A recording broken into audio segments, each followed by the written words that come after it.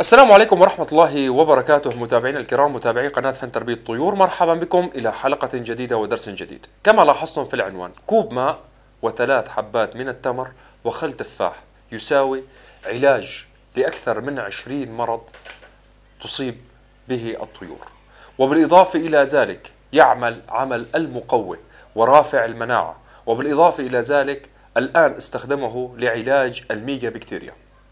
طبعا هذا الموضوع أخوة الكرام يتم طرحه لأول مرة عبر قناة فن تربية الطيور وعبر مواقع التواصل الاجتماعي. فكل اللي بتمناه منك إذا عم بتشوفني لأول مرة الاشتراك في القناة، دعمنا بزر اللايك ومشاركة هذه الحلقة. طبعا أخوة الكرام، جميع أنواع طيور الزينة يصيبها بشكل عام أمراض معوية بشكل كبير. لهذا الأمر يجب تقوية الجهاز الهضمي والجهاز المناعي عند الطائر لحتى ما يصير عندنا أي مشاكل معوية، وخصيصا في فصل الشتاء.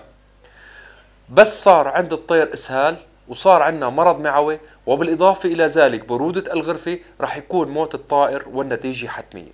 لهذا الأمر يجب أن نستخدم مقويات وأيضا فيتامينات، وبالإضافة إلى ذلك روافع مناعة من أجل إعطاء الطائر حقه داخل هذا القفص. ومن ضمن المواد الطبيعية اللي أنا بستخدمها حاليا من أجل رفع مناعة الطائر، وبالإضافة إلى ذلك في علاج أمراض المعوية بشكل عام، راح أعطيكم اليوم منقوع ويعتبر في القمة. المنقوع هو عبارة عن التمر، 3 حبات تمر توضع في كوب ماء ساخن.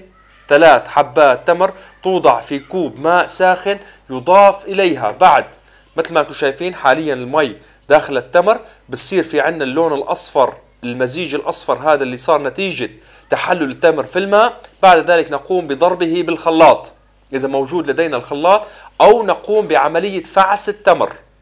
فعس التمر، هدول 3 حبات تمر لازم تفعسهم داخل كوب الماء لحتى يندمج التمر بشكل كامل داخل الماء. بعد ذلك نقوم بوضع إما 5 قطرات من الليمون، 5 قطرات من الليمون، أو 5 قطرات من خل التفاح. نقدمها للطائر مرتين في الأسبوع. مرتين في الأسبوع، هذا المنقوع يقدم للطيور مرتين في الأسبوع. في حال وجود فراخ مرتين في الأسبوع. في حال وجود اللهم صل على سيدنا محمد بيض مرتين في الأسبوع. ويفضل أن تكون عمر الفراخ من 10 أيام وما فوق. من 10 أيام وما فوق. أبو النصر عندي فراخ عمرها مثلا 4 أيام أو 5 أيام، والآباء بحالة مرضية يقدموا على مسؤوليتي، ما في مشكلة. أما في حالة المرض وخصيصا لمرض الميجا بكتيريا، ترجعوا لدرس تكتب فوق بالعنوان البحث فن تربية الطيور. فن تربية الطيور، كن طبيب طيورك، تشخيص الأمراض المعوية. اكتبوا محركات البحث بيطلع لك هذا الدرس، احضره لحتى تعرف شو معنات ميجا بكتيريا، لحتى تعرف تشخص صح. لأنه حكينا نحن العلاج بنسبة 90% هو التشخيص الصح للمرض.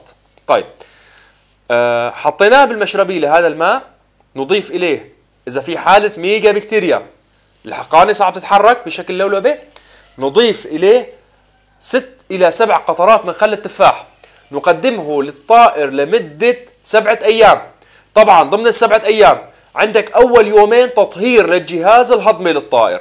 تطهير للجهاز الهضمي يكون عن طريق عصير البصل المطعم بالثوم. وحكينا بدرس علاج الأمعاء كيف قمنا بعملية بشر البصل مع بشر الثوم والتنقيط للطائر في الفم مباشرة، مرة في الصباح ومرة في المساء ليومين فقط. وبعد ذلك أخي العزيز تستخدم هذا العلاج، أو مع استخدام العلاج الأول نستخدم هذا العلاج للطائر المصاب بالميجا بكتيريا. طيب، الأمراض التنفسية تستخدم هذا العلاج أيضا للأمراض التنفسية، ولكن بشرط أن تعرف أن الطائر مو مصاب بمرض الفاشل الرئوي. في حال إصابة الطائر بالفاشل الرئوي لدينا هناك العديد من العلاجات راح أعطيكم إياها بحلقة منفصلة.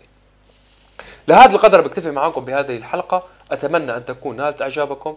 برجع بكرر اللايك والشير والاشتراك، والسلام عليكم ورحمة الله وبركاته. أخوكم أبو النصر.